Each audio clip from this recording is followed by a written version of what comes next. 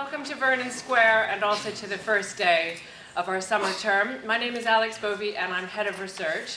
And in this capacity, the director, Deborah Swallow, whom you'll be meeting later, organized this series of inaugural lectures, of which Susie Nash's lecture, which we're all gathered here for tonight, is the fourth. And the fifth and final, as you can see on the screen, is Christine Stevenson, who's actually, in a curious effective dates, on Susie's birthday, on the 15th of May. So now you know both of those dates, and Susie is possibly slightly irritated with me.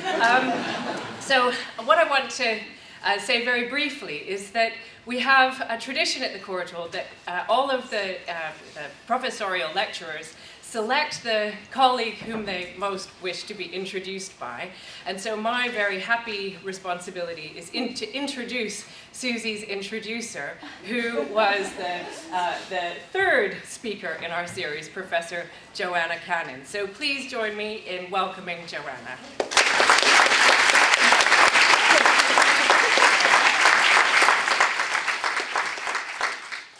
It's thrilling to have applause for an introduction. Okay. Those of you who attended my own professorial lecture and heard Susie's very generous and touching introduction will already know about something of the things we've shared over the course of more than 20 years.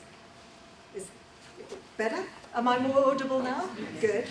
Teaching and marking, doctoral supervision, interviewing, lots of it, being Caroline Villa's fellowship trustees, editing a book with Joe Kirby and compiling its index, and latterly sharing an office. For all these reasons, and many more, it's my great pleasure to introduce this evening's lecture and to celebrate Susie's achievements. The term achievements made me think of emblems, achievements in the heraldic sense of the word. As many of you will know, Susie's work has engaged with royal and aristocratic emblems, swans, sunbursts, bears, broomcods, and so on.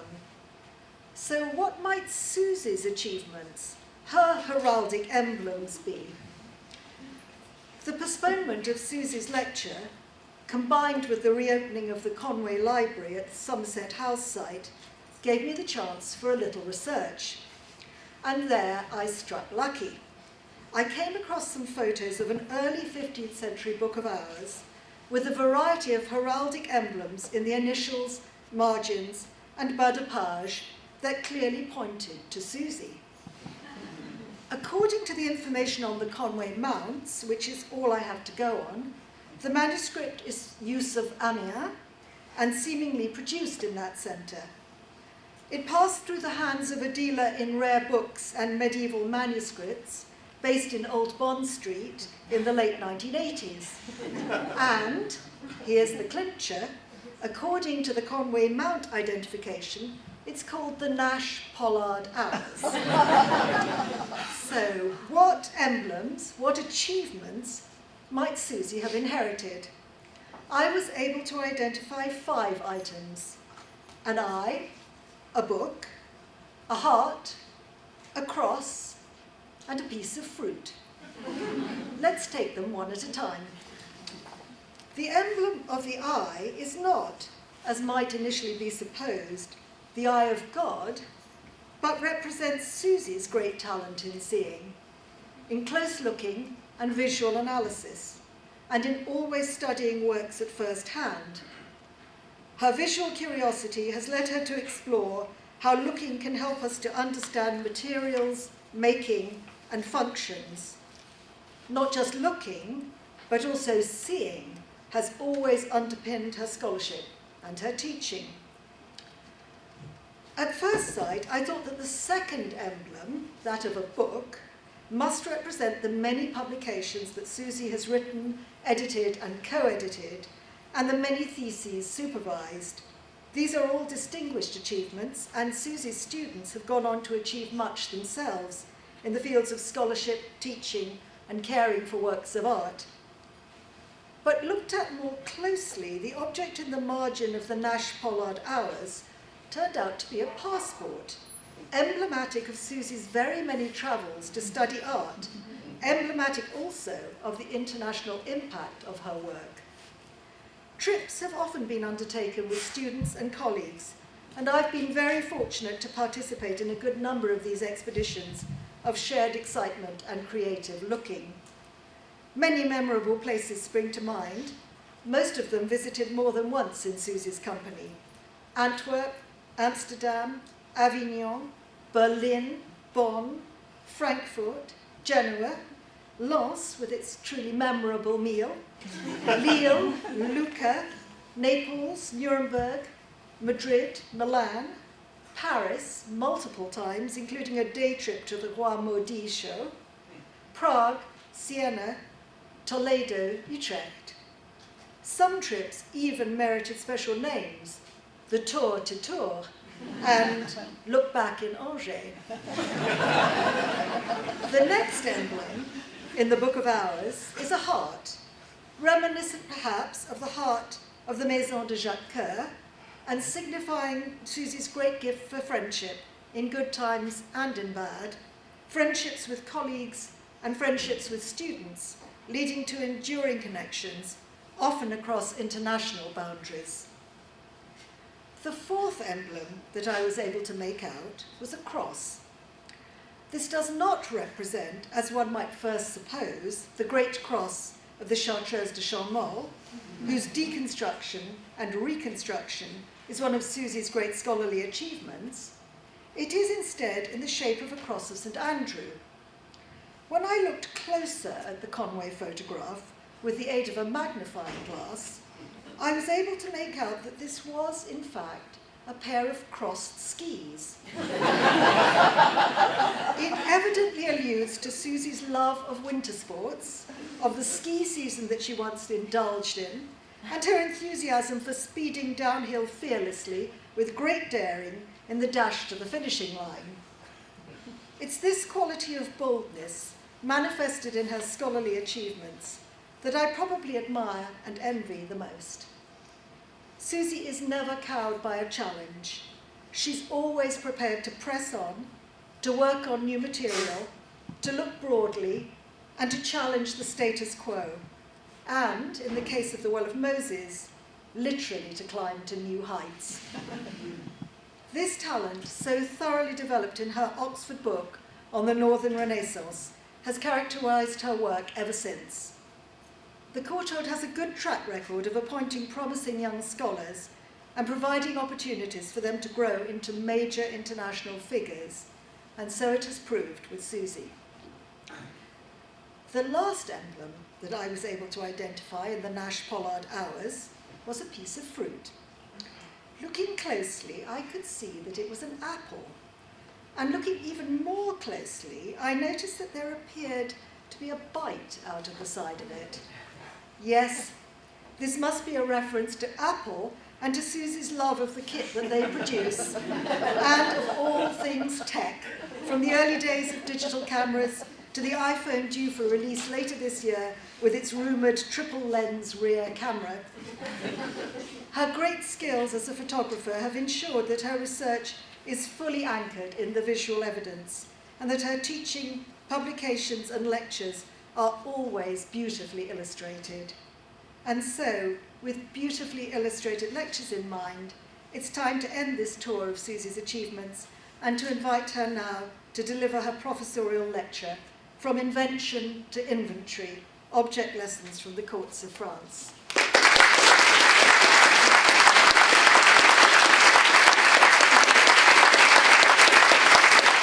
And thank you, everyone, for coming. And I wanted to start by saying welcome and thank you for agreeing to come to this lecture not just once, but twice. I apologise for its postponement from February due to illness, but in the scheme of things, given that I had already managed to put off the event by 10 years already, it seemed a rather minor delay. When I began teaching here in 1993, I could not have imagined I'd still be here in 2019, but I am very glad that is the case. This institution and those years have been filled for me with wonderful students, colleagues and friends. Back in 1993, I could not have imagined either what a tremendous impact the Courtauld and the wider curatorial and academic community it is connected to would have had on me, on my work, my life, and I am very grateful to all of you. I'd never be able to properly acknowledge that in the next hour. for the collegiality, the friendship, the fun, as well as the rigour and inspiration that you have all provided me with. So, deciding on a topic for this lecture tonight was difficult for several reasons. Firstly, the nature of the professorial lecture itself, a format whose structure, content, and tone is neither easy nor easily apparent. Sorry, just need some water.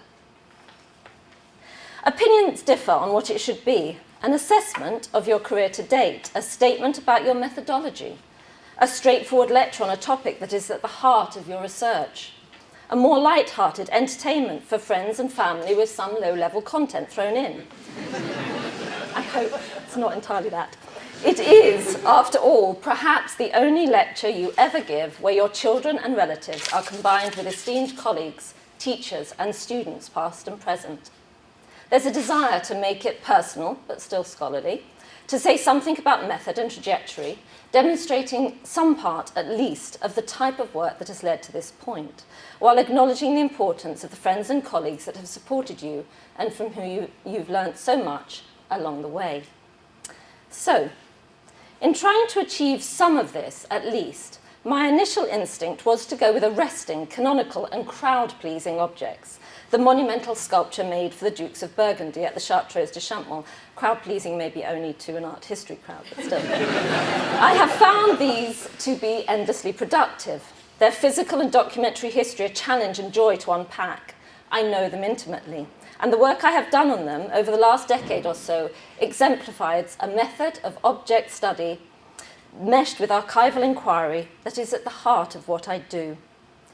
Moreover, my desire to get to the bottom, or indeed the top, of the Well of Moses in particular has been supported, sometimes literally, and followed by many of you here tonight, who have visited the monument with me, listened to my theories, recreated its form in interpretive dance, no, not really, but certainly people have tried to mimic it, and teased me about it in myriad and cherished ways.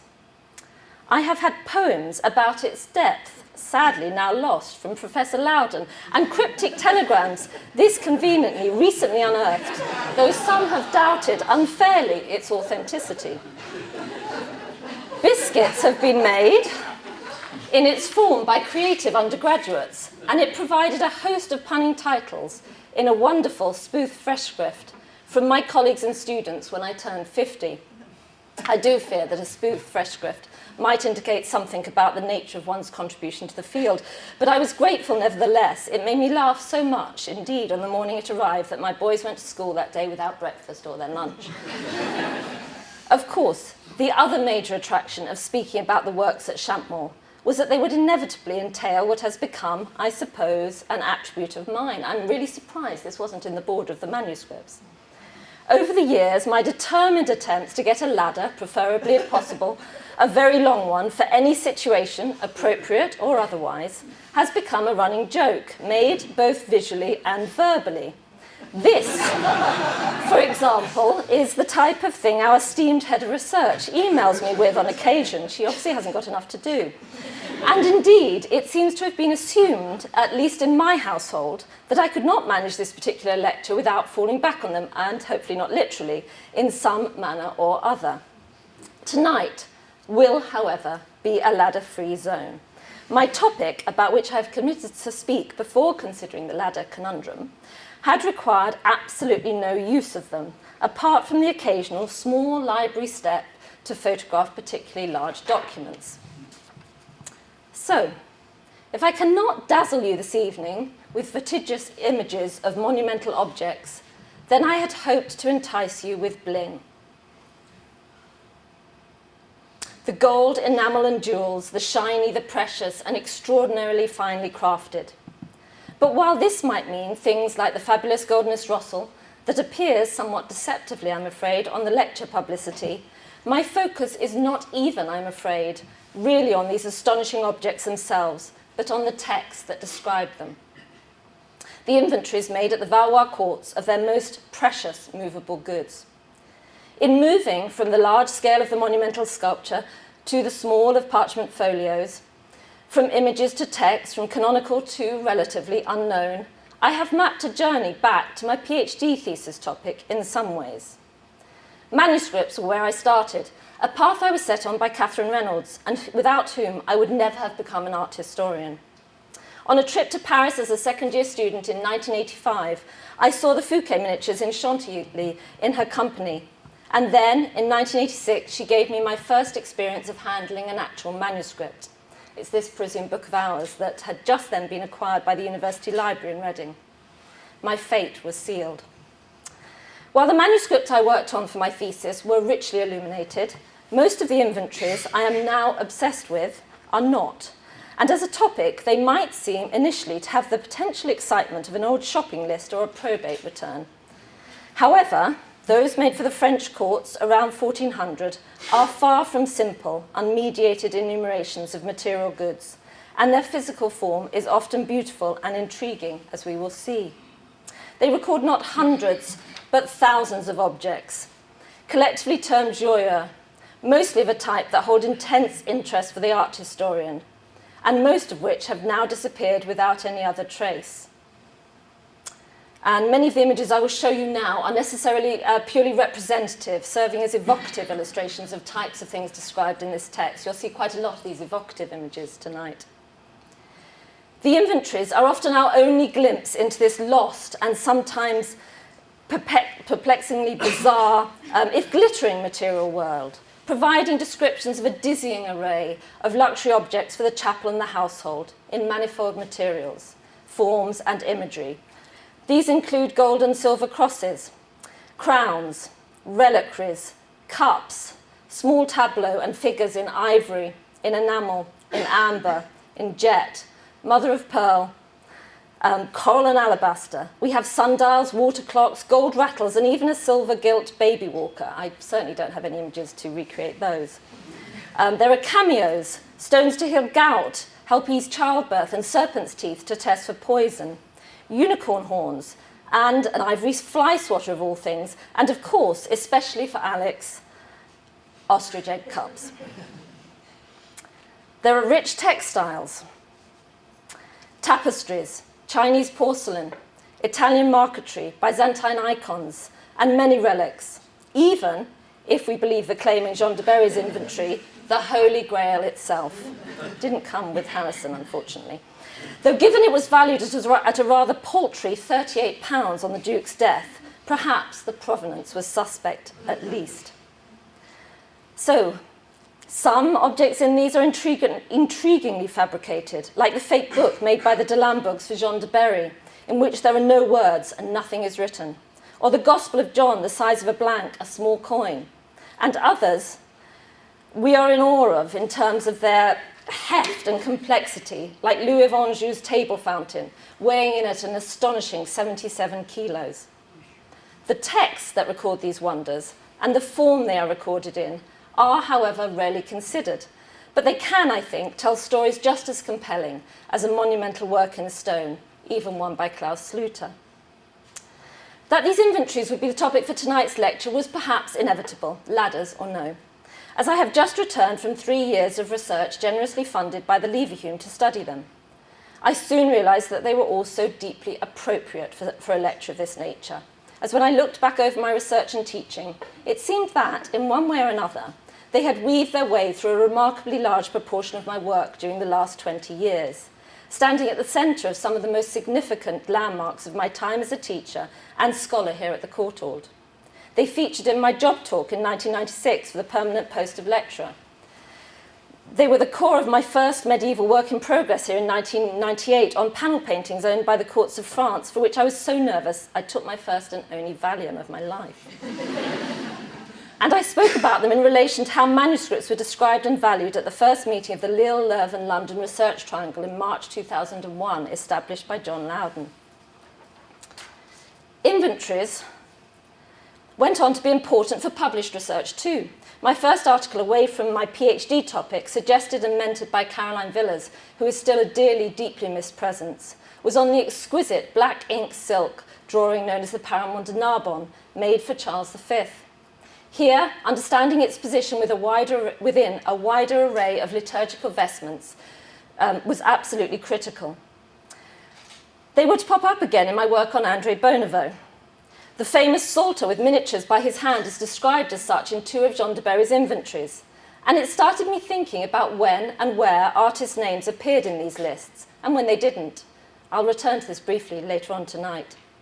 Inevitably, I drew on them also as a body of source material in Northern Renaissance art. In particular, the description of the now infamous Goldness Rossel provided a perfect case study of what was recorded and what was not in such entries, and allowed me to bring one of my favourite ever objects to a wider audience. Less obvious, perhaps, is the role the inventories have played in my work on large-scale sculpture, but they were in fact surprisingly critical at certain points in the rereading of the extensive documentary record of the Well of Moses, the Retables of Jacques de Balza, and more recently that of the tomb of Philip the Bold, which is to appear in the Journal of the Warburg and Courtauld Institute this December. In all these cases, they provided a touchstone for the reinterpretation of terminology. In the inventories, the combination of repetition and context makes it possible to build up a much more reliable sense of the meaning of certain, often crucial words. I have also come to realise, or it has been pointed out to me by my esteemed partner Jim Harris, that my own methods, increasingly, of inventorying the documentary records themselves, making them into lists, rearranging and sorting them, if on endless Excel spreadsheets rather than handwritten rolls, has meant the very nature of these sources have infiltrated or infested my method, for good or ill. The results of this are perhaps best seen at the most extreme in the article on the prices and supply of pigments at the Burgundian court, in the volume on in Trade on Artist Materials, whose editing was a memorable joint enterprise already mentioned with Joanna Cannon and Joe Kirby. But also, like the compilers of the inventories, I am fairly obsessed, as you will see tonight, with counting and weighing. I want, wherever possible, to handle, to look underneath, to assess condition, material and value. The kind of thing that you can do, as you can see Sarah Gorin doing here, as opposed to the experience we get from looking at things in a case, because it's a very privileged ability to do this. And for the privilege of being able to do this, with a wide range of medieval and Renaissance objects, I am particularly grateful to Sam Fogg, who has provided me with some of the most memorable of encounters, with works of art, some fleeting and startling, like the vast stained glass window that emerged from a Volvo in a multi-storey car park in Cologne, of which I regret there's no photographic record, and others more extended and enriching, like the chance to pore over every facet of the Bonneveau Virgin in restoration at Colin Bowles. But while the inventories have been important resources for my work, and unexpectedly formative and fundamental to my practice of art history, I had treated them mostly as a resource to be dipped into, a record of ownership, a testing pot for terminology. What they represented as a process and a practice, and what they might reveal as material things in their own right, I had rarely considered. To my shame, I had been drawing on them for nearly 2 decades with barely a glance at the original manuscripts. In my defence, their publication in a range of 19th century editions by the like of Jules Labarthe and Henri Moinvilliers was accessible, full, and apparently very reliable, and the transcriptions were adequate for what I had asked of them up to that point. The spur for thinking about them more holistically was a workshop on inventories organised in 2014 by Tom Nixon and Stefania Gervini here at the Courtauld.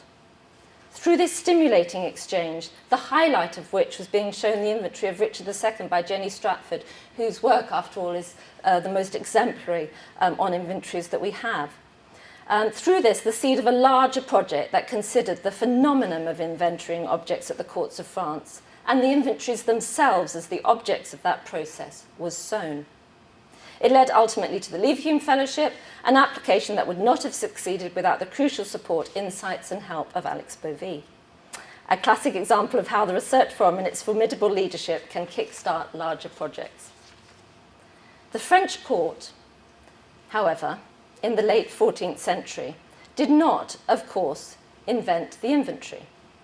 The process of making lists of treasure items goes back into the early Middle Ages and beyond, but it did, for reasons that are complex and still not completely clear to me, witness a moment of almost obsessive and often loquacious stock-taking and description of its movable goods, undertaken not simply post-mortem, but more often, for me most intriguingly, ad vivam, that is, during their owner's lifetime. From the period 1364 to 1422, spanning the reigns of the Valois king Charles V and Charles VI, we have more than 30 major examples and many minor ones. For most of the most central political players of the period, they survive, including the Dukes of Anjou, Berry, Burgundy, and Orleans, and some of their widows. There are also a host of shorter lists recording goods moved, pawned, gifted, dowered, liquidated, or enumerated as part of testaments and donations. All are written in the vernacular. This too was not new, as far as I can tell. Latin, it seems, was very rarely used for secular inventories in France beyond the 13th century.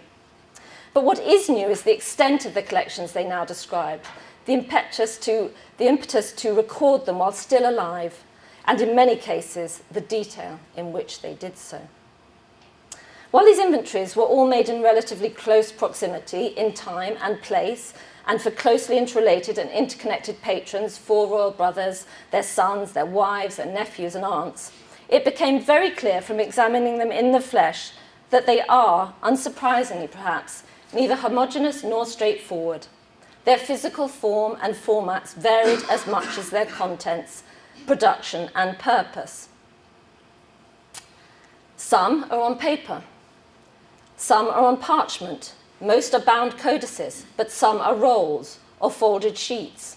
And some are crammed onto one large parchment leaf like a charter.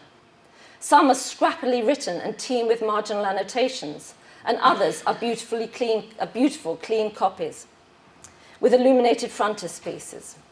Several are only known through 17th century copies. In each case, of course, the context of their making, the choices made about what to record and how, and indeed their authorial voices were often as different as their physical form. While those which were produced post-mortem, like Philip the Bold's, may have an obvious probate function, those made ad vivam are more varied and intriguing in their purpose. Some, like the series of 6 made for Charles VI, were connected directly with changes in personnel responsible for keeping his joyaux. But the purpose behind the drawing up of Charles V's, Louis of Anjou's, and John de Berry's during their lifetime are much more subtle, and the remaking of them, as we will see, perhaps, I think, just as interesting.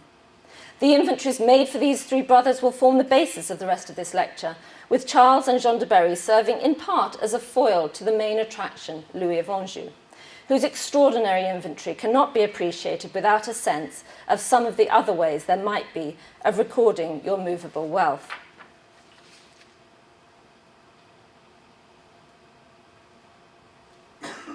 The first of these, that of Charles V, was drawn up over 6 months in 1380. It is a hefty, substantial and beautiful object, weighing close to 6 kilos, with 327 folios listing 3,900 items, measuring 28 by 35 centimetres. It is finely written with elaborate calligraphic headings, its text widely spaced, its margins free of any annotations at all. It also begins with a splendid historiated frontispiece, unique among such texts, showing the French king enthroned in full coronation regalia. All these things are significant and somewhat misleading, and we will return to them in a moment. Charles's inventory is often referred to as a post-mortem account, but in fact it was begun 9 months before the king died, at a point when he was, however, very ill and clearly anticipating death.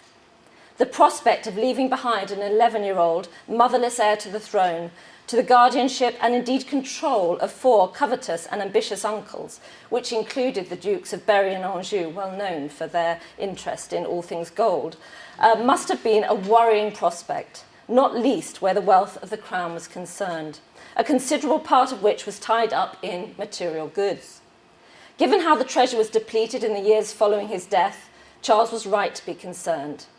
He must have wanted to ensure the entirety of these objects, of symbolic as well as bullion value, were carefully recorded, their location and guardianship established, to make its alienation less easy, or, at the least, to make sure that any withdrawals from it would not go unnoticed. The wording of the opening declaration makes the importance of its completeness evident. It states, This is the general inventory of King Charles V, of all the joyaux that he had on the day it was begun, those of gold as well as of silver, that is, crowns, coronets, plates, joyaux of the church, and other things decorated with precious stones, and also joyaux of plate and of gold and silver of plain fashion, extant in the chateaux, hotels, and oratories of the said lord, in those of Melun, Vincennes, the Louvre, Saint-Germain-en-Laye, Saint-Paul, and Beauté, and elsewhere, and also the joyaux and plate that are continually carried with him, and with all his chapels, that means fabric ensembles, embroidered chambers, and tapestries. So the instructions for the making and storage of the inventory, which follow on from this, set out in these preambles, are explicit and underline the need for security. They also emphasize the status of the text as an inalienable object, kept close to the king. It was to be made in triplicate. One copy was to be in the king's possession, locked in a chest, the key to which he kept on his person at all times. The second was to be in the Chambre de Comps at the Palais de la Cité, in a box with 2 locks, the keys, which were to be held by 2 different people, to be appointed by the king. It's an early form, it seems, of the 2-man rule used for nuclear codes. The third copy was to be divided into its constituent parts according to the places where the objects were kept and held by the relevant garde de joyaux responsible for each location. This controlled access was clearly to ensure no tampering or fraud. The inventory had to be an accurate, complete, and uncorrupted record. The people involved with overseeing its creation, in describing and weighing the objects, and in witnessing the process are also named at the start, and all are court officials. They include Charles's chamberlain, his treasurer, the master of his accounts, and the keeper of the royal library, Gilles Mallet. At other points, it is clear the king's goldsmith and other courtiers are brought in for their expertise. Such teams are common in the making of royal and ducal inventories at the period.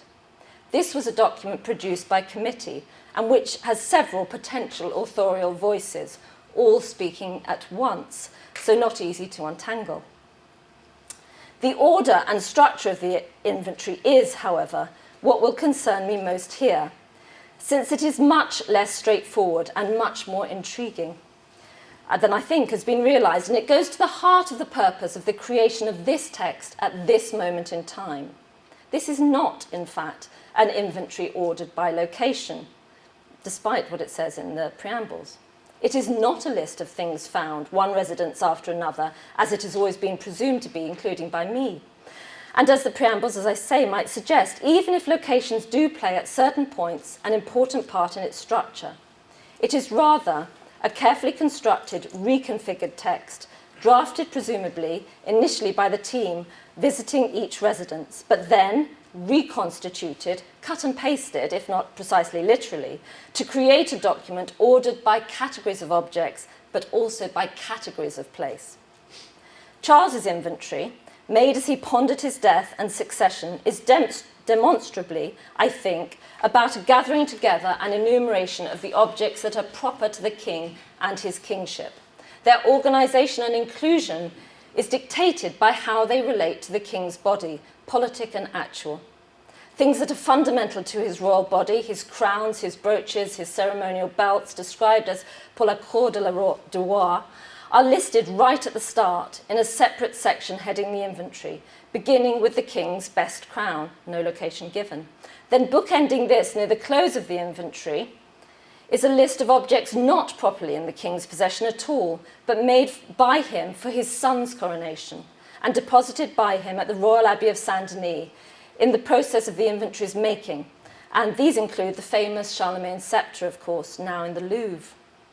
Between these two manifestations of the royal body, objects are organised by material, function and imagery, not location.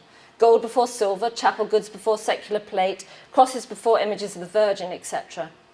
When we get the location of objects, what defines them, it would seem, is their relationship to the king's body. The first is a series of boxes and chests, a grouping characterised by their proximity, again, to the king's person. They are described as carried constantly with him, and for which the king alone holds the key.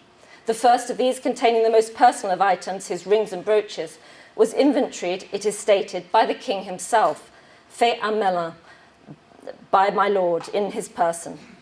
Although not written in the first person, his voice may be distinguished here perhaps with a sudden cluster of references to provenance of each item.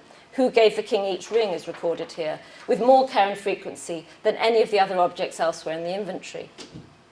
The second category of place moves outwards from what the king carries with him to the objects that surround him in his most personal of spaces, his various studies and oratories. At Melun, Saint Paul, the Louvre, and above all, Vincennes. The contents of these spaces follow one after the other.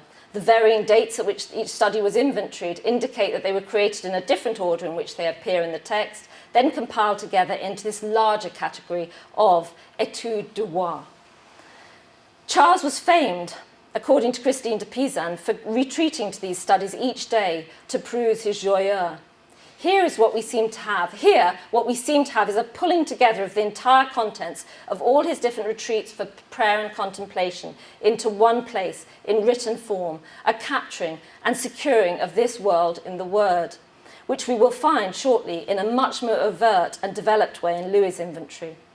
In Charles's text, this gathering together into written record of the elements of kingship is made at a moment of potential loss and transition, a way of recording and protecting what is proper to the body of the king and to the French crown, in an attempt to both survey it and define it, a body of material display to be kept intact for his heirs, but also to make manifest the stuff of kingship, ceremonial, devotional, intellectual and personal. When Charles VI had a new inventory drawn up in 1391, and others in the years following, none followed this form, reverting to a much more pragmatic, room by room, cupboard by cupboard plan. The initials you see there are the initials for each different cupboard. What lay behind the ambitious scope and structure of Charles V's great inventory, the documentation of the trappings of kingship and their transmission to his son, was not of relevance to Charles VI, whose concerns lay elsewhere, keeping track of a fast-dwindling treasure and its changing keepers. Up until now, I've been talking primarily about the text of Charles's inventory, not the object. And before I move on, I must come back to its physical form. The inventory we have today, whose appearance I mentioned was misleading, is not one of the original 3 or more copies made at Charles V's order, nor is it even of the 14th century, which I'm sure any specialist of manuscript would be able to spot. But it is, however, often presented as such as students of its text. It is, in fact, a copy made around 100 years later, judging from the style of the miniature, script and initials, closer to 1480 than 1380. It was owned by Francois I in the 1510s, but was probably made for Charles VIII or Louis XII. By this period, what is clear is that the entirety of the royal treasure it recorded had long been dispersed, lost, pawned, melted down, or stolen under the turbulent rule of Charles VI, the remains then purloined by the English following the fall of Paris in the early 1420s. This fine copy of the text, made in the 1480s, and on which all users of the published inventory by Labarthe have subsequently relied, was, in a sense, a revised edition of a revised edition. The original it was copied from was, in fact, itself an annotated version made in 1389 for Charles VI. And the copy this version was made from had, without doubt, though I can't go into here how I know and how I can be sure of this, but I am, a whole host of marginal notes. These annotations are visible in another copy of this text from the 17th century, but they were suppressed here entirely, perhaps for aesthetic reasons. They would not sit well with the need to create an object of beauty and status, akin visually in its frontispiece and scale to the statutes of chivalric orders, like the Burgundian Golden Fleece or the French Royal Order of Saint-Michel, and far from a practical working text. In fact, this inventory was itself inventoried in the Royal Library at Blois, categorised and kept among works of history, and, according to a note in its flyleaf, placed on a shelf set between a volume of Petrarch and that copy of Philastra's History of the Golden Fleece.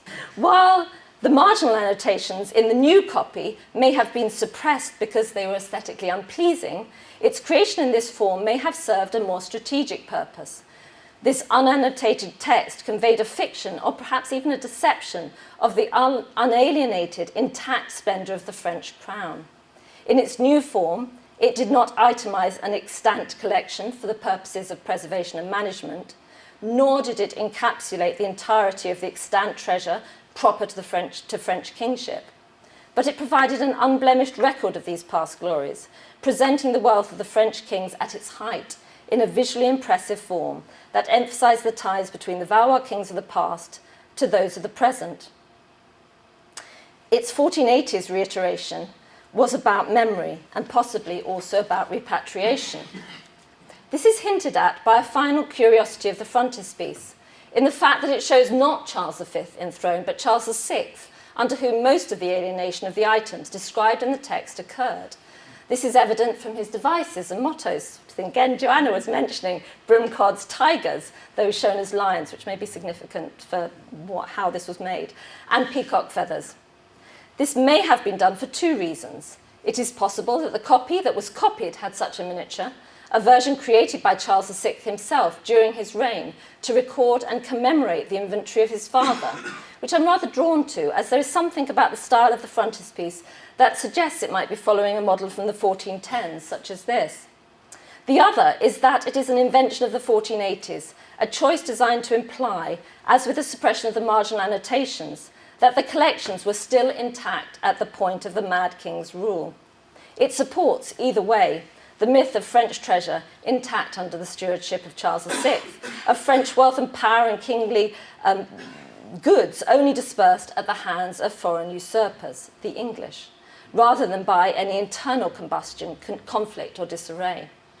Making a modern copy, erasing the marginal notes, and providing the whole with an illuminated frontispiece may have been important aesthetically or symbolically to the French crown at the end of the 15th century, but it may also have been useful for potential claims on any still extant objects this inventory might help prove were once French property.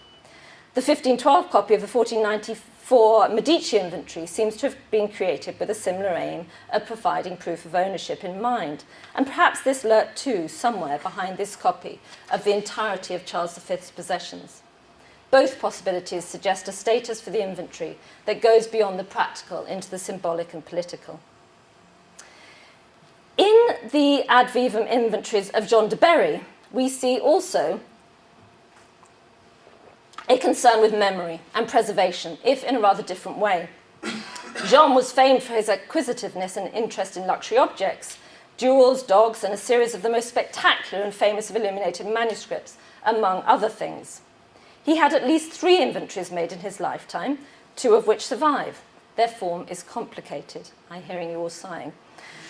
With layers of marginal annotations, and their structure is rendered particularly opaque in Jules Guiffrey's publication of these texts. Untangling them as documents and as a process has taken up a large part of my research time over the last few years, but it is not the most compelling story, I think, to present to you tonight. You'll be relieved, I suspect, to hear. There are certain aspects of their organisation and compilation that I do want to highlight, however. The first surviving inventory, though not the first he had made, dates from 1401 to 3 and was very much about stock taking at a moment when the change of garde de joyaux was taking place. It was to use as its base an inventory already in existence, and its purpose is stated clearly at the start with the declaration by the Duke that it is being drawn up because we want and desire to know the true number and quantity of our joyaux, gold and silver plate in Bourges, at Mehun-sur-Yèvre and elsewhere. The text is dated precisely and repeated as the process progresses, and a team consisting of his chancellor, councillors, his secretary and goldsmith went round describing the things as found, more or less, in each of the chateaux they visit, then signed and witnessed at the end of each section. This is indeed a record of things found, and the record retains the order of that finding. The marginal annotations show it was used to keep track of objects over a period of several years. Berry's next inventory, undertaken between 1412 and 16, entirely by his long-standing councillor and garde du joyaux Robinet d'Eton, the eagle-eyed will remember him from the imprecise bibliographic record he created of my festschrift, is a very different affair, an ongoing process of recording the possessions of the Duke, with a focus not on where they were, but on how and when they were acquired. It is larger, more beautifully and spaciously written, the headings more elaborately penned, with 1,251 objects and 216 folios. This inventory is no longer divided up by location, but rather by category of object. Each time then, in turn, or mostly by category of object, each type is then, in turn, divided into 3 further categories, relating not to the nature of, or not to their nature or material, but to their origin. Objects already owned, objects purchased by the Duke, and objects given to the Duke. The mode of organisation here is all about provenance and association, value and date. Objects are entered in chronological order by when they were given or bought. Costs are given for purchases, and there are often even estimations of how much a gifted object might be worth, worked out by taking the weight of the metal, assessing its bullion value, and then adding on an estimated sum for workmanship. Names abound in this inventory, of the merchants Berry purchased objects from, of the nobility he was given things by, and also the makers of many of the objects. We have goldsmiths, embroiderers, illuminators, painters, if not frequently listed, then at least more frequently than in any other inventory of the period. Jean de Berry's lists record dense personal networks of craftsmen, courtiers, purveyors, and the Duke's wider family, all tied together by assessments of value, cost, and obligation. While the entries in this inventory describe the objects, they often spend more of the entry recording things extrinsic to the object, a record and memory of their origin, their past ownership, the noblemen who gifted them, the merchants who traded them, and the craftsmen who made them, things that were, on the whole, aside from coats of arms and inscriptions, mostly known, not seen. At times, one wonders if the purpose of some of this is to avoid any re-gifting embarrassment, or for assessing the appropriate level of future gifts, or about potential liquidation in the form of pawning. To keep such an account and compile such an inventory, not just expertise, but insider knowledge was needed. What Robinet compiled was a record of relationships, of transactions, of exchanges and debts, as much as it is an itemization or description of things owned. It too was a book of memory, if in a rather different way to that of Charles V. While Charles V, in its original text and later copy, was about encapsulating the objects defined, visualized, and enabled good kingship, Jean de Berry's was about ownership, but more precisely about acquisition, and the where, the when, and the how of it. All of this, though, is just a prelude to the star of the show, I'm afraid, Louis of Anjou. Closest in age to Charles, he died relatively young in 1384 during his disastrous campaign to take the crown of Naples. I just can't imagine what he would have gone on to do if he'd lived. It's one of the many frustrating things about the courts of France. He is the most shadowy of the 4 brothers, despite his patronage of the monumental Apocalypse tapestries, for which he is perhaps best known. His inventory is, however, by far the most extensive and extraordinary of the period, and perhaps of any period. Made ad vivam, it records 3,602 items, mostly of precious metalwork. All are now lost with the exception of 1, possibly 2 objects that you see here. The inventory is usually dated to 1379, but both when and how it was made, as we will see, is not straightforward at all. This is something very far indeed from a stock-taking exercise, done at a particular moment in time, if it is that at all. Indeed, there is very little about this so-called inventory that is inventory-like. Even if its opening lines proclaim it as such. Its nature and creation, however, may lead us back from inventory to invention, the other English derivation of the Latin inventio. Louis's big book of shiny objects, as I like to think of it, is a vast tome. It has today 885 folios, but originally it had closer to 1,000. It might not be the scale of the Codex Amiatinus, but it is extremely thick, 20 centimetres when closed, and unwieldy, weighing in at nearly 8 kilos. They did wonder why I kept on wanting to weigh these in the Bibliothèque Nationale, but they let me. Its text was transcribed and published, though not, in fact, in full, by Henry Morinville in 1901. But here, again, the experience of the object is vastly different from its printed reiteration that unavoidably, of course, suppresses the monumentality of the original, the rhythm of its entries, the luxury of its form. Bound as one volume, which it seems was always the intention, It is hardly a practical object. It's really difficult to use, difficult to photograph. But it is a beautiful one.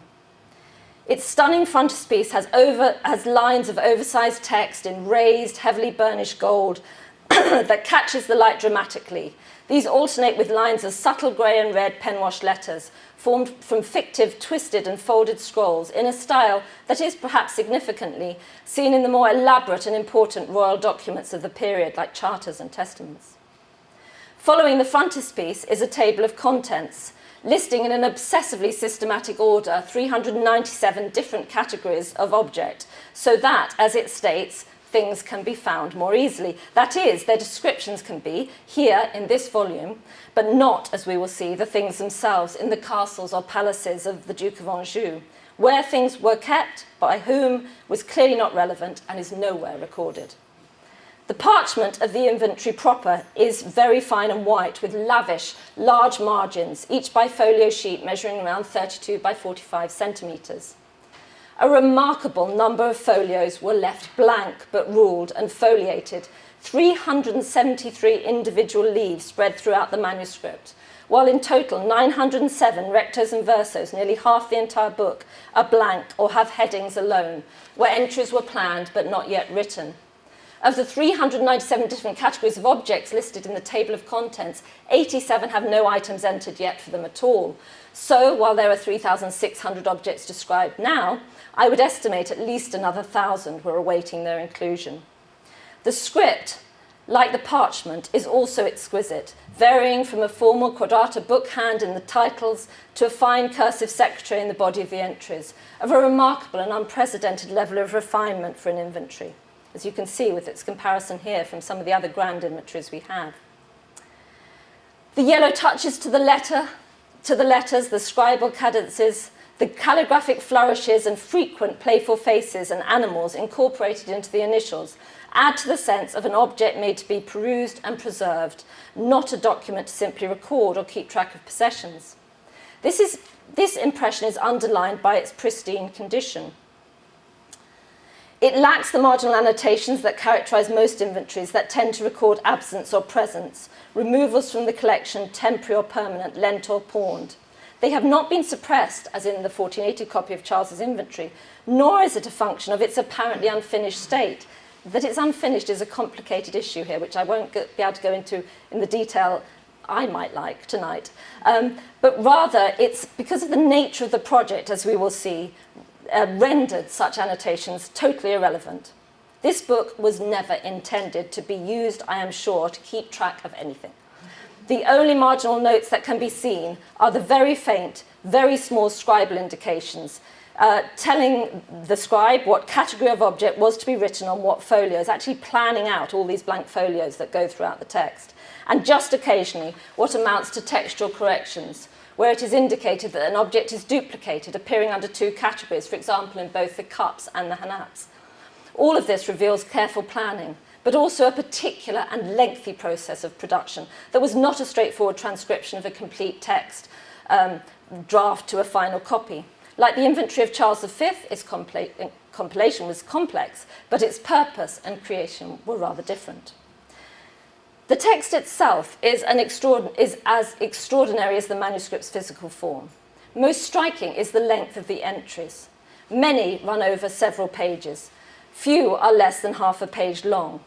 To those of you familiar with inventories of this or of any period, where entries are normally fairly concise, often frustratingly laconic, Louis will appear to be from another planet. I show you pages here from Henry VIII and Margaret of Austria's for a sense of typical length of some of the most important and extensive inventories from the early modern period.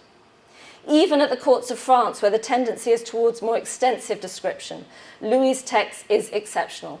While no single entry in any of the other inventories we have surviving takes up more than an entire folio, Louis' description of his very best and richest crown runs on for no less than 39 pages, 78 sides, and is composed of close to 30,000 words.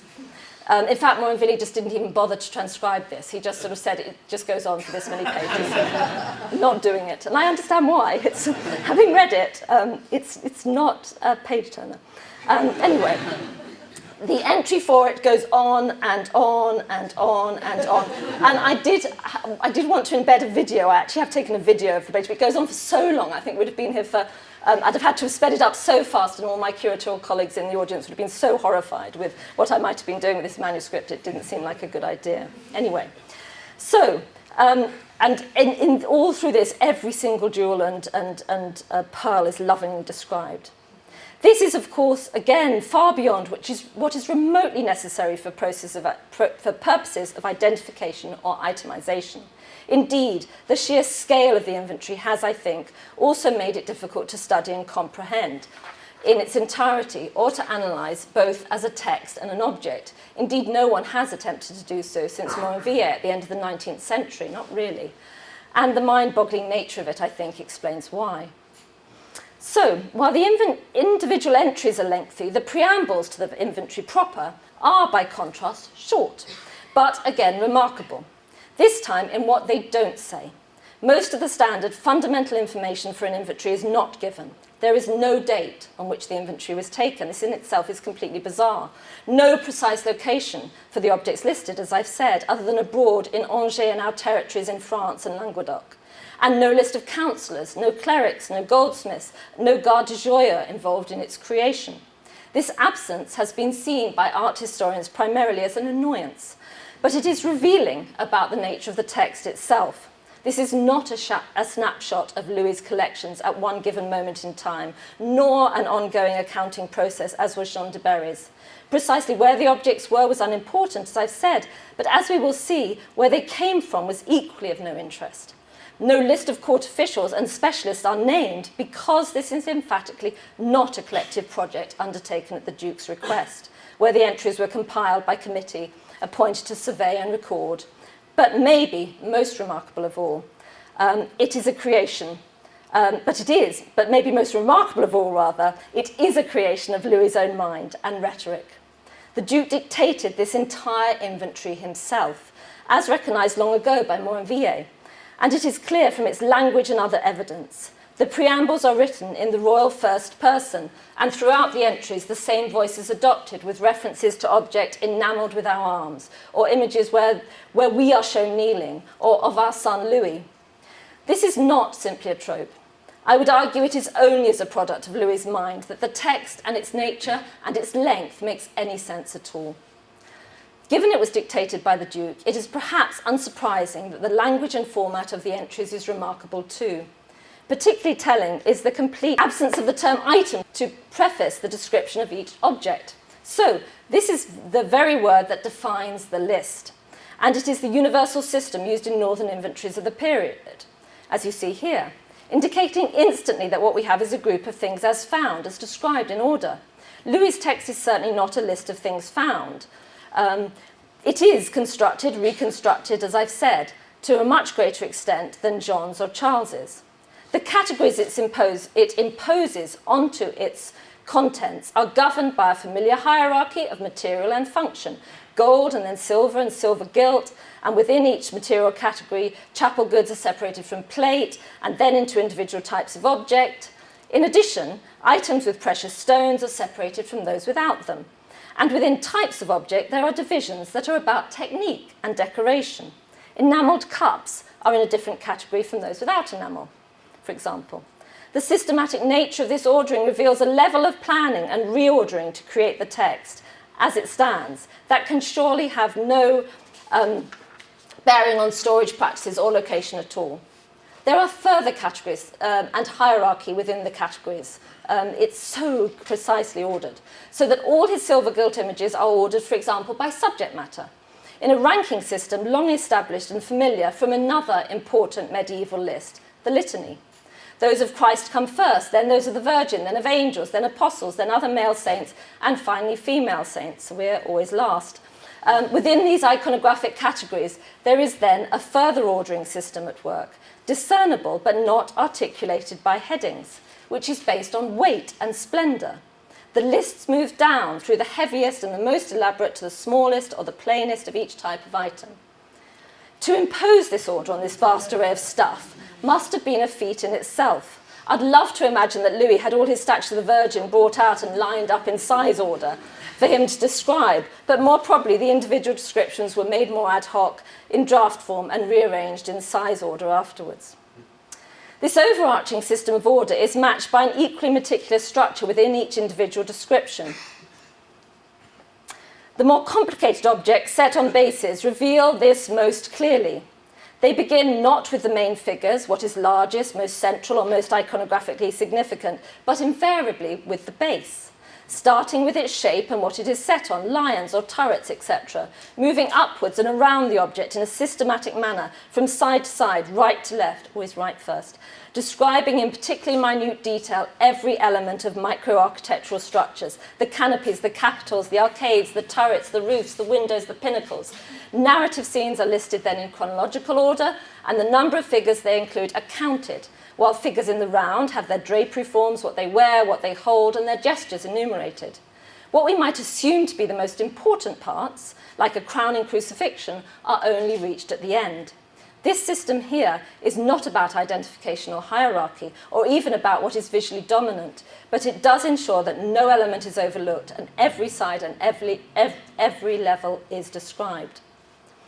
While the purpose of description in most inventories was to distinguish in words one item from another and recording potentially alienable elements like gems and pearls, in Louis' inventory, the act of describing itself was the purpose, all of its own.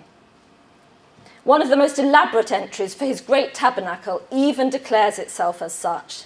C'est la devise et description, an extraordinary statement of its own. The word description I have never found again anywhere in any inventory of the period, and while the term devise is more common, it is rarely used with this sense of enumeration. Almost always in inventories, it refers to a device, a heraldic emblem, like Richard II's White Hart or John de Berry's Bear and Swan.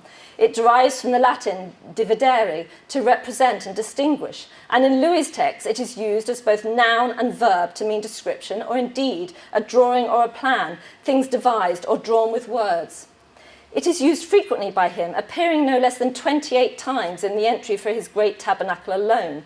For example, this is the device of the first quarter of the base, up to the first part of the section above, and the other 3 quarters are of the same device and order. Once or twice it takes this sense in John de Berry's text, but otherwise it is not used like this in any of the other inventories I know of. In Louis' inventory, then, we have the patron speaking very clearly indeed. The sheer mass of words allows for a pattern to emerge in what his eye rests on and where his interests lie, both in terms of what is described at most length and the language or vocabulary used. 2 of the most striking of these patterns are the obsession with micro-architectural forms that I've mentioned, termed masonry, and less surprisingly, perhaps, with the precious stones that his objects are set with. Qualitative adverbs and adjectives are reserved almost entirely for architectural elements. With his great tabernacle, a description that runs over 13 sides of parchment, as we've seen, we have the terms joyaux, dénouement, menuement, belle, nobleman, and soutement appearing many, many times. So 9 times for dénouement, menuement 3 times, joliment 15 times. All of which are paired with the term, or mostly paired with the term ouvre, worked, and all of which are used to describe features like the pilasters, the columns, the capitals, the towers, the turrets, the staircases, the crenellations, the arches, the vaults, the pinnacles, that form the structure of this vast object that weighed, as I've said, no less than 70 kilos. The figures on this tabernacle, and there were many, and he counts them all carefully, receive none of this language. With Louis' perusal of stones, the categories he uses are also precise and methodical, meticulous, and actually also rather loquacious. The 39 pages of the description of the great crown we saw earlier is made up almost entirely of the enumeration of its stones and pearls, almost nothing else. Here he refers to their colour, their water, their orient, their shape, their flaws and inclusions. What both of these descriptive obsessions shows is, I think, is that aspects that we might consider peripheral in some ways, when we study objects as an art historian. The jewels, the architectural forms, but they were central to his period eye, at least. It might in turn help us look again at objects where, with Louis' interests in mind, the micro-architectural settings and the jewels can direct us to where we might find meaning and value. What Louis' lengthy descriptions do not say are, however, as revealing as what they do. Nowhere in the entire inventory is a single owner or provenance for an object actually included. Coats of arms certainly are described and identified, but never is an information then given beyond that about the object being a gift or having belonged to that person. No mention either is ever made of fabrication or acquisition. Whereas in other inventories, we frequently are told that the Duke or the King had made an object, or had made an object. Such information is never given by Louis, despite the fact that there are over 900 coats of arms, that over 900 items have his wife or his coats of arms on them. There are also no cases or covers, with just one exception of a particularly precious nature, described at all. Only the things, not what protected or transported the things, are enumerated. Another oddity, because boxes and cases and the like are very frequent in other inventories. Perhaps even more striking, in all of these thousands of words of description, not one single maker's name is mentioned. What this all builds to is that, in effect, nothing whatsoever that is extrinsic to the object is recorded. Coats of arms might be described because they can't be seen. Because they can be seen, coats of arms are described. But by who or when an object was gifted or acquired is not, because that can't. No makers are given, as the fabrication is not describable, only knowable. This is yet another example of the remarkable discipline of this text and its single-minded nature. With the sole exception of the weight of objects, and arguably they too are something that can only be discerned from the object itself, it never strays into anything not visible or describable, and it sets out every element of each object in an almost military order. This is a book about looking and about describing what is seen. Louis's inventory, then, can more properly be understood as a literary, as much as a documentary endeavour. It is surely not without significance that his reputation was of an eloquent man. Michel Pintoin, the chronicler of Saint-Denis, says he was blessed with a marvellous facility of language, unsurpassed in the realm, according to him, and Christine de Pizan singles him out among the royal brothers as being gifted in speech and rhetoric. The making of this text was undoubtedly a lengthy and ongoing project, extending over several years. The process of looking so closely in itself, of describing with such precise order and detail, of dictating drafts and then correcting and revising them, must have taken years. This is why it's not dated. We have, remarkably, some traces of this process. This scrappy text is a fragment of a draft for his great crown, where all the corrections we see have been incorporated into the text of the fine copy. We can also see his more youthful, much shorter and less systematic attempts made in the early 1360s when he was in his mid-20s, and also dictated by him. A comparison of his description of the same tabernacle then, in just a few lines here, with the 3 folios of it takes up in the Great Inventory, gives you a visual sense of the difference at least. And indeed, this revision and expansion of a description is another remarkable thing in itself. Normally, descriptions are simply repeated from inventory to inventory, even sometimes over decades. In Louis's inventory, some of his most important, monumental and glamorous objects, perhaps the hardest to describe, were never entered into the volume at all. We're missing his great gold altar, which was intended to head the inventory and for which 25 folios were set aside. His best crossed, his very large gold fountain, his gold nef, his steel helmet, and all his rings set with precious stones are also just blank folios awaiting their entries.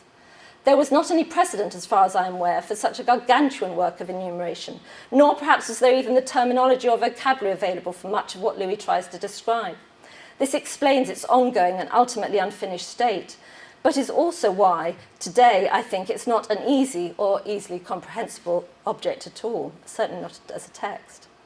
I had, when I first started studying this inventory, pondered why Louis never thought of having any of these objects drawn. I mean, as an art historian, it was so frustrating. Why didn't he just draw some of these or have them drawn? It makes such sense.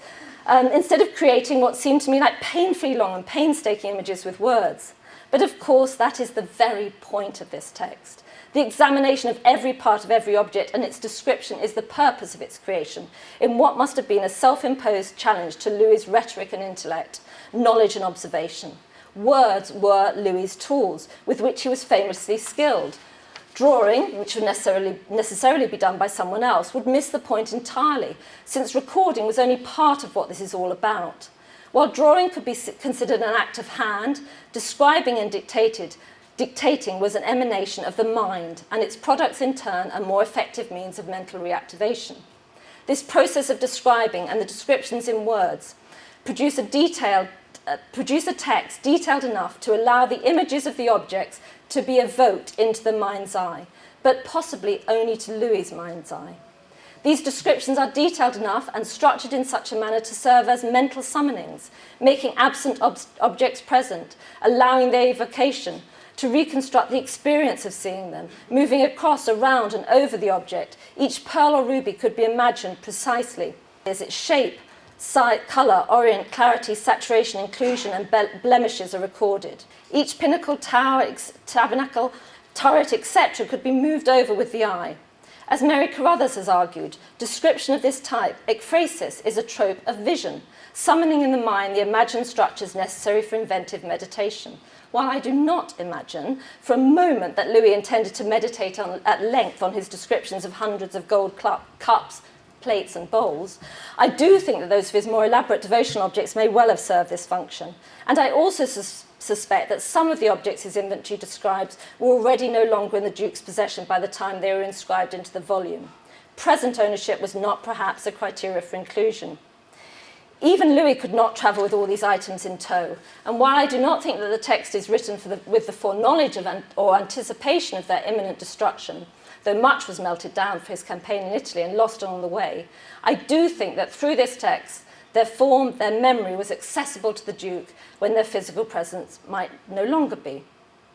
Louis's inventory then, in one sense, could be likened to a memory palace. Indeed, the collecting together so evident in this text, the obsessive order, the disciplined structure of the larger whole and its individual parts, the entries that focus on architectural form as the housing for imagery, is resonant of medieval exercises in memory.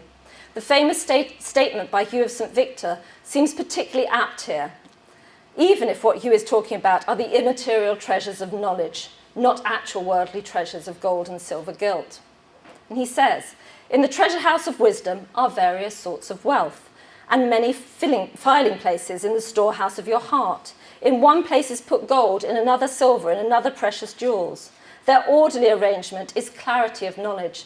Dispose and separate each single thing into its own place, this into its and that into its, so that you may know that what has been placed here and what there. Confusion is the mother of ignorance and forgetfulness. But orderly arrangement," this is for my boys, "but orderly arrangement illuminates the intelligence and secures memory." He goes on to say, "A classifying system makes it manifest to the mind, and you are easily able to find it by means of your memory and understand it by means of your intellect, and most importantly, bring it forth by means of your eloquence." So, and I'm just about to finish. Having said this, the role of the text as historical record must not be minimised, of course. What Louis is doing for his collection here is a process acknowledged from Horace to Shakespeare. Words outlive monuments. Not marble nor the gilded monuments of princes shall outlive this powerful rhyme. Descriptions guard against, without doubt, future loss, at least in terms of the memory of objects.